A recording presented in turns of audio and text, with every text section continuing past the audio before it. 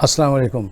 ख़वातीन हज़रात, आपने भारत के chief of defence Bipin Rawat साहब को देखा है, जिनको देखकर अक्सर लगता है कि ये चचा किसी मज़ाहिया फिल्म में काम करते आए हैं।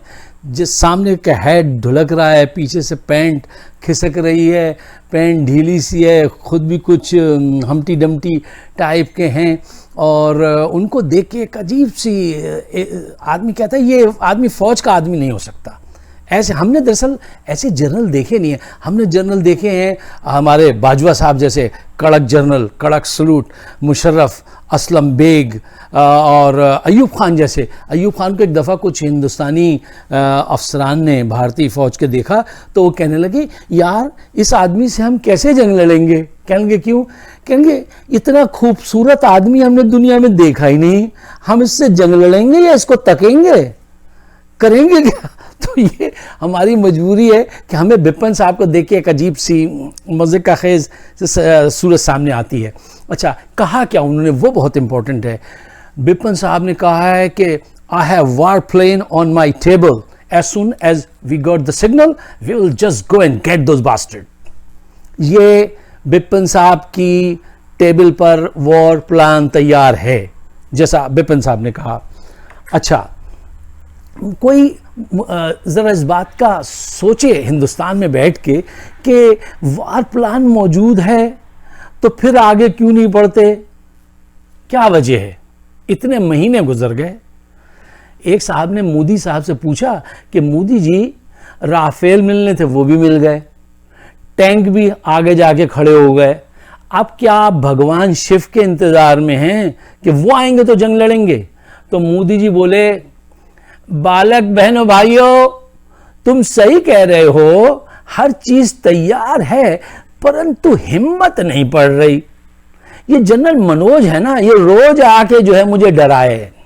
ये जनरल मनोज कहता है साहब सोच लीजिए, बस जरा दुर्गा माई से थोड़ी सी शक्ति मिल जाए तो सालों को जाके पकड़ लेंगे, ऐसी क्या बात है। दुआ कीजिए कि इनको शक्ति ना मिले, अगर इनको शक्ति मिल गई तो ये सबका बेड़ा गर्क करवाएंगे, ये बात कंफर्म है। अब ज़रा गहराई में उतर के और इस बात का जायज़ा लीजिए हकीकत पसंदी से कि सूरत हाल है क्या। अभी एक रिपोर्ट सामने आई है जिसमें बताया गया है कि भारतीय फ़ौज की असल सूरत हाल क्या है। देखिए, नौजवानों में, फ़ौज के जवानों में और अफसरान में अक्सर तल्ख कलामी और फाइट होती रहती है। कश्मीर में मौजूद 10 लाख फौजियों में से 5 लाख फौजी जो हैं वो नफ्सियाती तौर पे बीमार हो गए हैं, सोते में चीखते हैं मैंने इस बच्चे को कत्ल नहीं किया, मैंने इसको कत्ल नहीं किया, और तरह तरह की बीमारियों का शिकार हैं। हर 3 दिन में एक भारतीय फौजी खुदकशी कर लेता है। 40% भारतीय जो ख़वातीन जो फौज में हैं वो छोड़ जाती हैं फौज। वो कहती हैं हमें रेप किया जाता है और हमारे साथ जो है बहुत हर किस्म की ज़्यादती की जाती है, वो अपनी जान वहाँ से छुड़ाती हैं। अब आप मुझे ये बताइए कि ऐसी फ़ौज के साथ भारत क्या खाक जंग लड़ेगा? देखिए, इस वक्त चाइना और पाकिस्तान 2 शेर हैं, ये किस तरह उनका सामना करेंगे? वो एक वाक़या याद आ गया कि एक साहब से पूछा गया कि साहब ये बताइए कि अगर सामने से 2 शेर आ रहे हों और आप जा रहे हों तो आप क्या करेंगे? तो साहब बोले साहब अब हम तो क्या करेंगे, जो कुछ करेंगे वो ही करेंगे, अब वो दोनों शेर ही करेंगे। ये पॉसिबल ही नहीं है कि ये हिंदुस्तान चीन और पाकिस्तान से जंग जीत सके। ये सिर्फ अकेले पाकिस्तान से जंग नहीं जीत सकते। मैं अपने हिंदू दोस्तों से कहूँगा कि मित्रों देखो, अच्छी तरह से ज़रा बुद्धि से काम लो इस युद्ध में जाने की, परंतु जल्दी नहीं करो। ये जंग जो है ये सीधी सीधी मौत के मुंह में जाने वाली बात है। ये आदमी खुद भी मरेगा, आप सबको भी मरवाएगा। देखिए वजह क्या है, मोदी जी जंग से बचना भी चाहते हैं और जंग की तैयारी भी कर रहे हैं। ये डबल माइंडेड आदमी है। एक तरफ होना चाहिए। ये बचना भी चाहते हैं वो भी। मैं फ़ौज के, भारतीय फ़ौज के आला अफसरान से और भारत के सियासतदानों से कहूँगा, देखिए यार, सब मजाक अपनी जगह, आप हमारे पड़ोसी हैं, हमें साथ ही रहना है, हमें कुछ आपके लिए भी अच्छा चाहना चाहिए। मैं आपको कहता हूँ कि देखिए, सोच लीजिए, क्योंकि ये डायरेक्ट आपको मौत के मुंह में लेके जाएगा अगर इसने एक ज़रा सी भी गलती कर दी। अब ज़रा इस बात पे सोचिए कि जो कौमें दुनिया में सबसे ज़्यादा पीस का, अमन की भाषा करती हैं, देती हैं अमन की बातें, वही सबसे ज़्यादा ख़तरनाक हथियार भी बनाते हैं। और आप जैसे लोग जाके उससे ख़तरनाक हथियार महंगे महंगे राफेल खरीद के ले आए हैं। अरे खुदकशी करने के लिए, और खुश हो रहे हो, जंपे कर रहे हो कि वो हमें राफेल मिल गया। अरे बालक, अगर जंग खेलना था तो पाकिस्तान की तरह अपने तैयारे बनाते, अपने टैंक बनाते और अपने मिसाइल बनाते। देखिए, पाकिस्तान की सब चीज़ें अपनी बनी हुई हैं, और आप जो है दूसरों से खरीद के ला के असला जमा कर रहे हैं और उनसे लड़ने की कोशिश कर रहे हैं।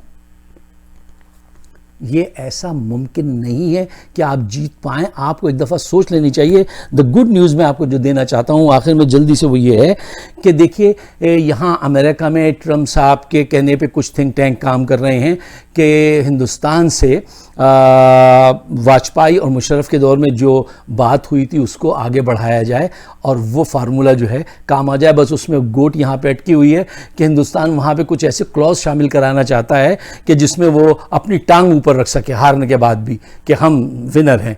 तो मैं समझता हूँ पाकिस्तान को थोड़ी सी फेस सेविंग देनी चाहिए, क्योंकि इतना बड़ा मुल्क है, थोड़ी सी फेस सेविंग पाकिस्तान को देनी चाहिए। दूसरी एक अहम खबर जो बहुत ज़्यादा सामने आ तो गई है सारी खबरें, लेकिन बहुत ज़्यादा नहीं, वो ये है कि फ़ारूक अब्दुल्ला को दोबारा इस्तेमाल करने की सोची जा रही है। और ये सोचा जा रहा है कि 370 जो है उसको वापस ले लिया जाए और 35A जो है उसको बरकरार रखा जाए। अच्छा, 35A बहुत ज़्यादा अहम क्लॉज है, क्योंकि उसी के ज़रिए तो आप लोगों को डोमिसाइल दे रहे हैं, उसी के ज़रिए तो आप हिंदू आबादी वहाँ बढ़ाना चाहते हैं। अगर फ़ारूक अब्दुल्ला ने, वो आएगा इस मर्तबा हिंदुस्तान को गालियाँ देता हुआ सामने, लेकिन काम हिंदुस्तान के लिए करेगा, एंड पे यू टर्न मारेगा। अच्छा, अगर फ़ारूक अब्दुल्ला ने कोई ऐसी हरकत की कि 37 को कर लिया, 35A को रहने दिया, तो इनका शुमार मीर सादिक और मीर जाफ़र के ऊपर किया जाएगा और शायद फिर ये कौम के गज़ब से ना बच सकें। लेकिन इख्तिदार एक ऐसी अट्रैक्शन होती है ख़वातीन और हज़रात कि सियासतदान जो है ना, उसके बग़ैर रह नहीं पाते, जैसे मछली पानी के बग़ैर नहीं रह पाती। दुआ कीजिए कि इनको अक्ल मिले, ईमान मिले, कि ये ईमान से फ़ारूक अब्दुल्ला साहब सोच सकें। हाँ, मैं इस बात की ज़रूर फेवर में जो हूँ, जो ट्रम्प साहब ने जो दोबारा कहा है कि एक थिंक टैंक के ज़रिए जो बातचीत हो रही है, उसमें यह है कि ट्रम्प साहब का भी फ़ायदा हो जाएगा कि उन्होंने इतना बड़ा डिस्प्यूट हल करवा दिया इलेक्शन से पहले, ठीक है ना। अभी डील ख़राब हो चुकी है अरब के साथ, अरब वर्ल्ड के साथ, वहाँ पर जो हज़मियत उठानी पड़ी वो धुल जाएगी और हमारी कुछ विनिंग पोजीशन हो जाएगी ट्रम्प साहब की। तो वो एक अच्छी चीज़ भी है, वाजपेयी और मुशर्रफ वाला एकॉर्ड। दुआ कीजिए कि हम सब किसी अच्छे फार्मूले की तरफ बढ़ें। देखिए, हम और आप सब वक्त की मीज़ान में तुल रहे हैं और वक्त फैसला करेगा किसने जालिम का साथ दिया और कौन मज़लूमों के साथ खड़ा था। आप सबका बहुत बहुत शुक्रिया। मेरी वीडियोस यूट्यूब पे मौजूद हैं, फ़ाइक सिद्दीकी शो, आप सब्सक्राइब करेंगे तो बड़ी इनायत होगी। शुक्रिया, खुदा हाफ़िज़।